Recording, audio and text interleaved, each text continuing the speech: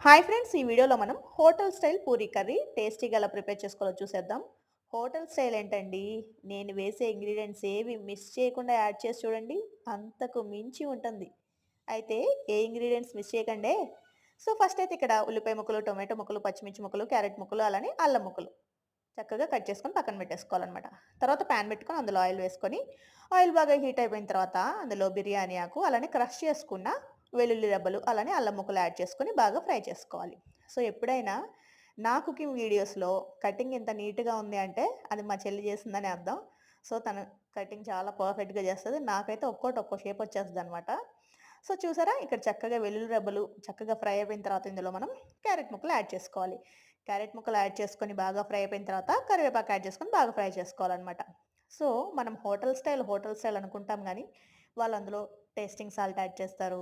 అలానే క్లీన్‌గా చేస్తారో చేయరో మనం చూడం. అదే ఇంట్లో చేసుకుంటే టేస్టీగా తినొచ్చు. అలానే హెల్తీగా తినొచ్చనమాట. సో, అయితే ఇది పూరీలో కాంబినేషన్ చాలా బావుంటుందండి. నాకైతే ఈ వీడియో చూస్తుంటే నోరూరుతుందనమాట. మళ్ళీ చేసుకోవాలనిపిస్తుంది. సో, చూసారా ఇక్కడ టొమాటో ముక్కలు చక్కగా ఫ్రై అయిపోయినాయి గదా! ఇప్పుడు ఇందులో కొంచెం పసుపు, కొంచెం సాల్ట్ యాడ్ చేసుకొని టొమాటో ముక్కలు చక్కగా మగ్గిపోయిన తర్వాత ఆనియన్స్ యాడ్ చేసుకోవాలి.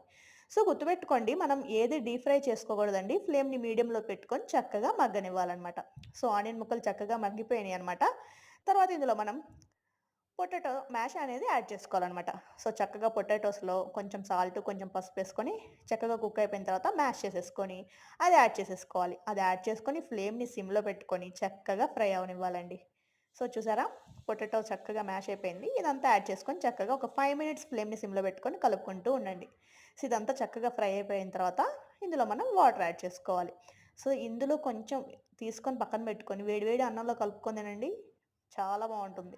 సో, చూసారా? ఇక్కడ చక్కగా పొటాటోస్‌ది మంచిగా ఫ్రై అయిపోయిన తర్వాత వాటర్ యాడ్ చేసుకొని బాగా ఆనియన్ అనేది చక్కగా కుక్ అయ్యే వరకు కుక్ చేసుకోవాలనమాట. ఫ్లేమ్‌ని మాత్రం మీడియంలోనే ఉంచుకోండి. సో, ఈలోపు చక్కగా ఒక గిన్నెలో వాటరు, అలానే కొంచెం శనగపిండి వేసుకొని చక్కగా కలిపేసుకొని మనం కుక్ అయిపోతున్న కర్రీలో యాడ్ చేసేసుకుంటే ఎంతో టేస్టీగా ఉండే పూరీ కర్రీ రెడీ. హోటల్ కన్నా బావుంటుంది. ట్రై చేసి చూడండి. ఫైనల్‌గా కొత్తిమీర మర్చిపోకండి. ఒక లైక్ చేయండి. సబ్స్క్రైబ్ చేసుకోండి.